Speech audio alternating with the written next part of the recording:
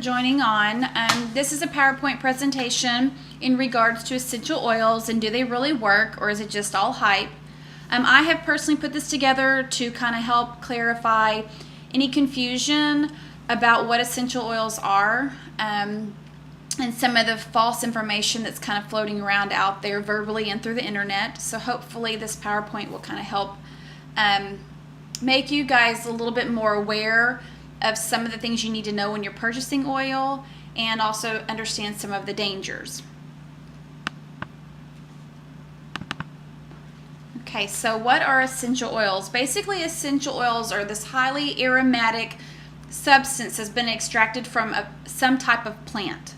And in order to do that, it has to either be steamed, cold pressed, or sometimes they label it as a solvent extraction. The reason why I find that this is important to know is because if you're buying something like eucalyptus or cinnamon, you want to be able to see on the bottle how it was extracted. And if you're seeing that it's been steamed, you know that that's how the oil was obtained from the plant. When something has been steamed, you can kind of think of it as like if you're steaming broccoli in a basket and the leftover stuff that's left out in your water, that would be the essential oil, if you will, that's been pulled from the plant at the time. If your bottle reads cold pressed, this is usually more some kind of a citrus like a lemon or a grapefruit or something.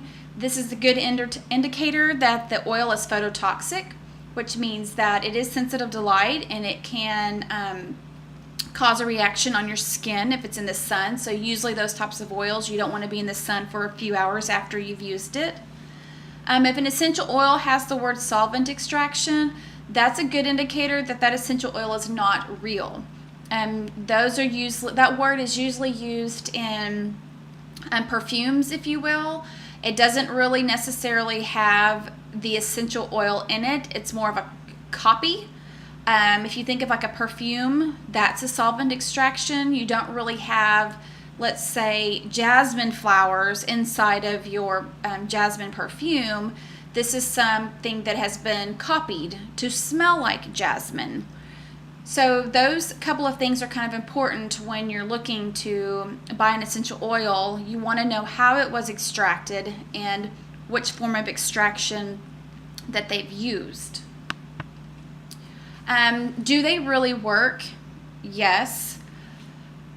I personally think that's one of the most fascinating things about essential oils. It's because you have the olfactory membrane, which is actually your sense of smell, sends messages to your brain. The limbic system, as you see on the PowerPoint here, the limbic system is actually your motivation center, and your cerebral cortex is the part of your brain that does memory and recognition, and it processes stuff. So your limbic system and your cerebral cortex are notified as soon as you smell something like an essential oil, which is kind of cool because in the olfactory system, it's the only system that actually will reach the cerebral cortex of the brain. There's not very many things that actually reach that part of the brain, which makes this very unique process of alternative healing.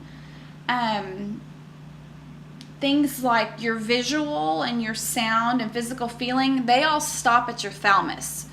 So there's not a lot of things that go straight to the cerebral cortex that's actually going to notify other things. So that's why when you smell, lavender, it becomes calming. Or when you use eucalyptus, it starts notifying your brain that goes to your lungs and starts healing from, an inflammation or whatever else is going on in your body. So it's pretty fascinating when you think just by the sense of smell, it can notify your brain and send all these neurological transmitters through different parts of your body to start a healing process. It's pretty cool. Okay, so essential oils aren't new. Why I find this important is because a lot of people think it's new, and they're not. Essential oils have actually been around since biblical times. For those of us who are religious, you'll notice in the Bible, essential oils are mentioned about over 200 times in the Bible. Some of the common things are frankincense and myrrh, and spikenard. Spikenard is what Mary actually used to wash Jesus' feet. I like to use this as a reference point when I'm talking to people about essential oils, because that's just how far back they go and were used, whether they were medicinal or if they were a fragrance or they were an anointing oil, they were used. It wasn't something that, we developed here just recently. Essential oils are used in other countries. France was actually the starter and the world leader for essential oils. There are certain doctors that use essential oils in therapy, whether it might be, chaining, what's a good thing? A severe case of colitis. They will use a certain strain of peppermint to help eliminate the overproduction of bacteria in the gut to reduce the colitis. But again, this is a trained professional. And I have on here multi-level marketing companies, aka the hype. And the reason why I put that on there is because many people who come to me about essential oils or who are inquiring about it, the first time they've ever heard about essential oils is through some form of multi-level marketing company. And that's why I put them on here or listed as a major bullet point, because chances are those people, this is the first time you're hearing them. But they're not new. They are just the ones that have started mainstreaming, whether it's Young Living, doTERRA, Be Young, whatever these companies are, they're mainstreaming essential oils. And that's why there's a good, percentage of the population that's just now hearing about it. So it's important to note they're not new. So they have been around for quite a while. So what do you need to know about essential oils? I picked a few major topics that I think it's important when you're using essential oils or inquiring about them. The first one I have is you want to know where they come from. And what I mean by this is you want to know the company that you're buying them from, where they get their oils from, know a little bit about the background. Don't just purchase an oil off the shelf just because it's cheap or you heard it was a good oil. Another good point is what's in them. The best way to find what's truly inside of an essential oil is a report called the GCMS. This type of report is going to tell you every single chemical constituent that's inside that bottle of oil that you're purchasing, and it's also going to tell you if it's been adulterated, which means whether it's pure or not. A lot of people really won't understand what a GCMS report is, but that's when it's important to know an aromatherapist or someone who can read the GCMS, which is 9 times out of 10 an aromatherapist, like myself, who can break it down for you and let you know if this is the best particular oil that you would like to use for whatever the purpose is. Another important thing is you don't have to have a million different kinds of oils. There's a lot of people out there who are trying to sell essential oils and they think you have to have one for every single thing, and that's simply not true. There are many oils that can do multiple things, so you don't have to have 40 kinds of essential oils sitting on your shelf. You can do it in a much cheaper and safer way by having just a good handful of oils that you can use for a variety of things. Another thing is that they don't have to cost an arm and a leg.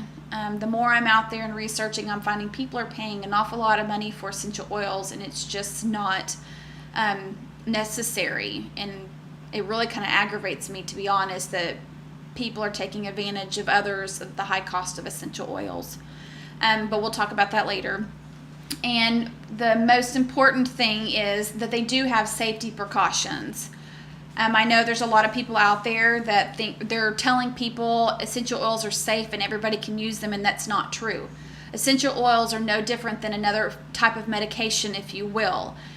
They do have side effects and they do have warnings, and that's why it's important to know an aromatherapist and have a clear understanding of what you're using and what you're using it for. And I'll just give you a couple of examples here. I have made a bullet list here that I'll read out to you. It says for oral route, use caution with peppermint oil and calcium channel blockers. Peppermint oil is a calcium channel blocker and may alter the effects of these drugs. Oral use of peppermint should be avoided in case of gastroesophageal reflux disease, which is GERD. I know there's a lot of people out there that take and ingest peppermint oil, and this is just one good reason why you shouldn't. Any kind of a root, whether it's topical, oral, whatever, oils containing birch or wintergreen should be avoided with anticoagulant drugs, which are blood thinners, like aspirin, hairpin, warfarin, any of those kind of things. Excuse me. Even small doses applied topically can cause problems and should be avoided by people with blood clotting disorders, major surgery, childbirth, peptic ulcers, or hemophilia. I'm not going to go through the list of different precautions I have, but I just want you guys to understand that there are safety precautions with essential oils, just like there is with anything else that you would like to treat medicinally. Okay, so I've done a little oil comparison chart here. Let me find mine, just so you can understand. On the left-hand side, I've done retail stores. And under retail stores, I've put that they're cheap. Oftentimes, they are adulterated, and that's what allows the companies to make them at such an affordable cost, because they have put some kind of a filler in them. You do not get a GCMS report, and they're very convenient to obtain. If you're buying your oils from a multi-level marketing company, there's a good chance that these oils are very expensive. The reason being is, one, they're part of a downline payment process, if you will, so they have to be increased so that you can be able to afford to pay the downline. And a lot of these companies make extra money off the fact that they create these blends where they put an overabundance amount of essential oils into a bottle, and it jacks up the price high. So it kind of makes it, in my opinion, not affordable for many people to purchase because it's overpriced. These oils are adulterated sometimes. You need to obtain a GCMS report. I know that there's some companies out there that won't give them to you. I've tried to get them, but I have verified myself that some of them can be. Again, I have here no report, and you pay a cost of shipping. My oils, which are the ones that I sell, they are more affordable. They're pure. I do provide GCMS reports to those who would like them. I'm local and convenient. These are the kind of things that I like to show my clients when they're purchasing oils, the difference between the retails, multi-level marketing, and the oils that I use. Just kind of gives you a little bit of perspective. Okay, so how can you use essential oils? So there's different forms. You can have inhalation, which can be done from, you can put a couple of drops in your hands, providing that they're clean, and cup it around your nose and breathe slowly. You can do it from the bottle, or you can actually use an inhaler that your aromatherapist makes, or you, if you know how. You can do a steam, which is one of my favorites, which is actually just put a little bit of water in a pan, bring it to a boil. As soon as it gets into a boil, you put it into a glass or a ceramic bowl. Put 2 drops of the essential oil that you would like to use. Put a towel over your head and inhale it through your nose for about 3 to 4 minutes. Make sure your eyes are closed. If you're using something like eucalyptus, it can kind of burn. Topical, which is what a lot of people use. When you're using essential oils topically, you need to make sure that you're always using some form of a carrier oil. This will help reduce any kind of a sensitivity or reaction to the oil when you're applying it to your skin, because they are highly concentrated. It can irritate. I personally, one of my favorite carrier oils that I like to use is jojoba oil. And the reason why I like to use jojoba oil is because it's the closest thing to the sebum that your skin produces, which is kind of like, if you will, it's the oil your body produces that kind of acts as an antimicrobial device that goes in and keeps your skin healthy and helps prevent infection. I personally like that because it's a very good moisturizer, It's anti-infectious, and it doesn't go rancid like many of the other carrier oils. That is something that I do carry. It's about $11.50 for a 4-ounce organic bottle, if anybody's looking for those. The other form is by diffusing, and this is really good because it'll clean the air. It'll help get into your lungs, into your respiratory tract, and heal up any kind of an infection that's going on and whatnot.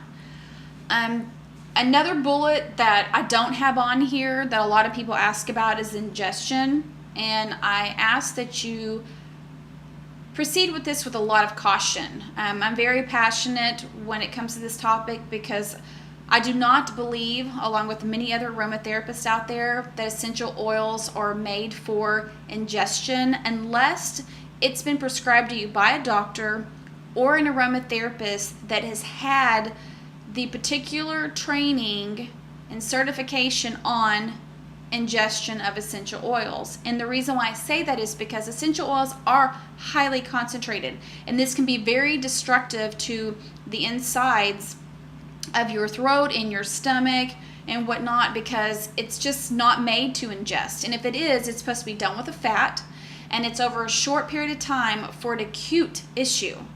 When you hear about those doctors who are using the particular type of peppermint to heal, a stomach issue like colitis, it's because they've solved it with a fat. They have a disease or an infection, if you will, that has produced an overabundance amount of bacteria. So when that peppermint goes in there, it starts killing out, all kinds of different bacteria. But the key word is an overabundance, because when the oil gets in there, it doesn't know the difference between good bacteria, the lining of your stomach, a foreign substance in there. It just simply doesn't know. So it's one of the reasons why you don't sit there and you don't take essential oils every single day unless it's been prescribed to you by someone that has been trained, and it's over a very short period of time. It really is very concerning to me when I hear about people drinking essential oil in their water. It's just not okay. I can talk to you guys more about that later, but there's a lot of us who are aromatherapists out there that just are really, bothered by that whole thing. So I ask of you, just don't ingest essential oil unless it's been prescribed to you. So the last bullet point is about diffusers. So there's 2 different kinds of diffusers. There's ones that have water, and there's nebulizing diffusers that don't have water. They use air. So when you're looking under the side that says water, obviously it uses water. This causes the oil to be diluted. It does act as a humidifier. You don't get the full benefits of the oils because they are weighted down by water, so they don't stay into the air as long, from my understanding, and it's kind of like a watered down soda, if you will. And a lot of them don't run on timers. They just have a switch that flip on, and they just run continuously until the water is out. And it's from my learning and understanding that it's really not important for your diffuser to just run constantly. The oil does stay in the air if you have a good diffuser, so you don't need to be wasteful and allow it to just continuously run.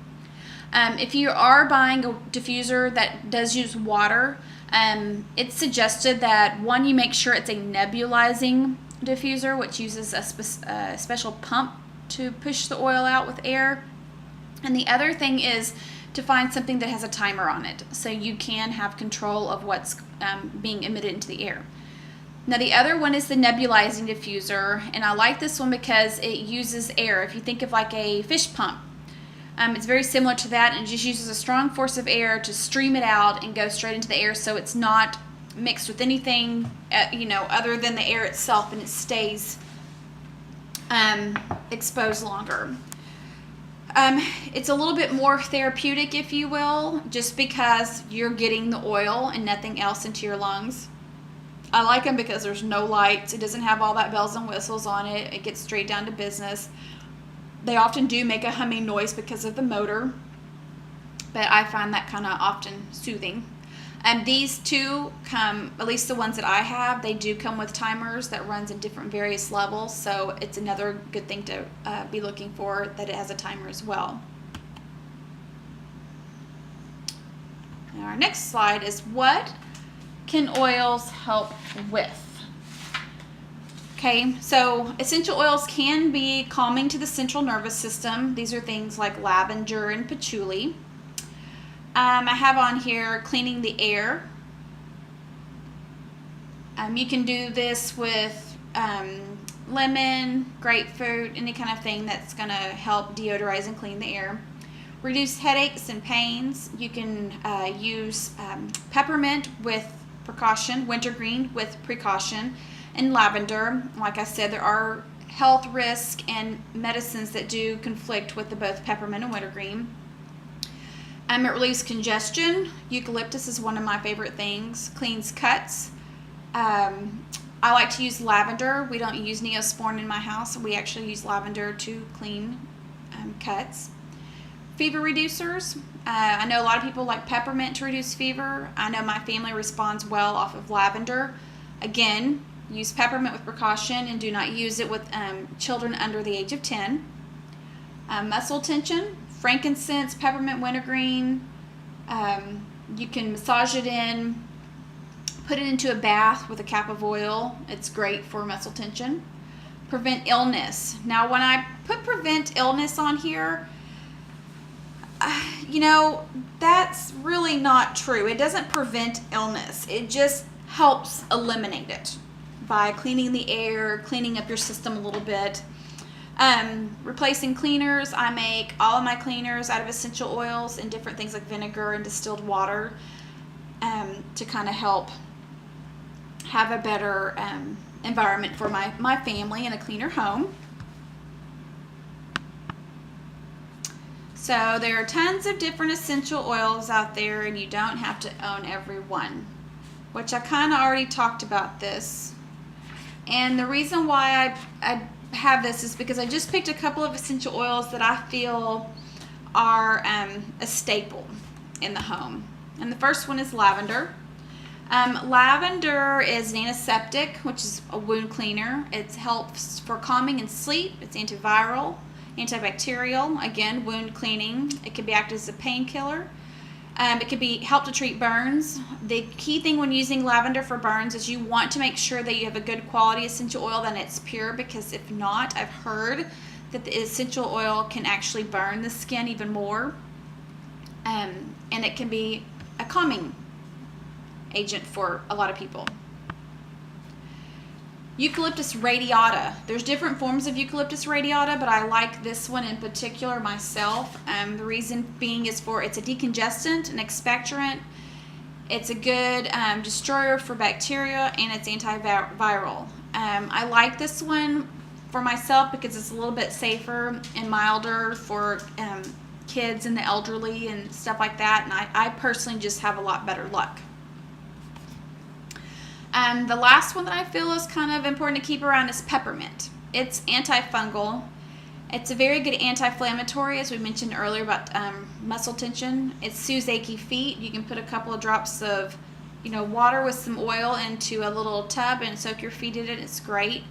It'll help reduce your body temperature. If you're out and about and you're hot and you've got the kids out at the SeaWorld or whatever you're doing, and it's 110 like it is in Texas sometimes, and you need to cool down, you can put a drop on the back of your neck and it'll help. It'll help with hot flashes.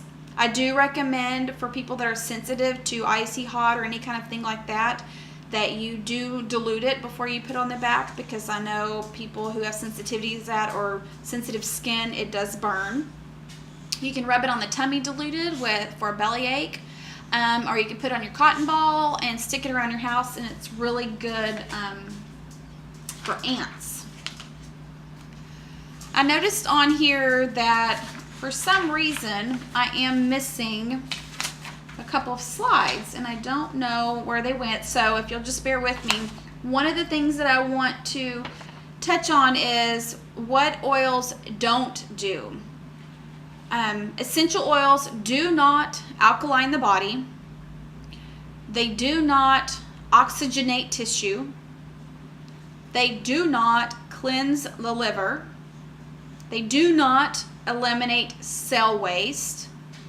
They do not rid of heavy metals. And they don't carry nutrients to cells. I know there's a lot of people out there that believe one or two of these, and they just simply don't do that. There's been no proven statistics or reports out there to show otherwise. And a gentleman that's really well known for essential oils, Robert Tisserand, I really like him. And he backs this up through his book and on his website. And I think that's really important to share with people. And he has a very good quote that I love that says, terms such as therapeutic grade, pharmaceutical grade, or food grade have absolutely no meaning in relation to the quality of essential oils. And I like this because I know some of these companies out there, their hook, line, and sinker is, this is a food grade oil, or this is very therapeutic, or, pharmaceutical grade, and there's just no such thing. And as you start to dabble into essential oils and learn more about them, or become more familiar with an aromatherapist and learning more from them, you guys will find out that just simply isn't true. It's all about where the oil comes from, who makes it, the quality of it, and whether or not it's been adulterated. That's basically the fact. I want to thank everybody for listening. I will make some more presentations that go a little further in depth on different types of oils in the future. If you have any comments or questions, please feel free to leave them, and I will get back to them as soon as I can. Thanks, guys. Happy oily!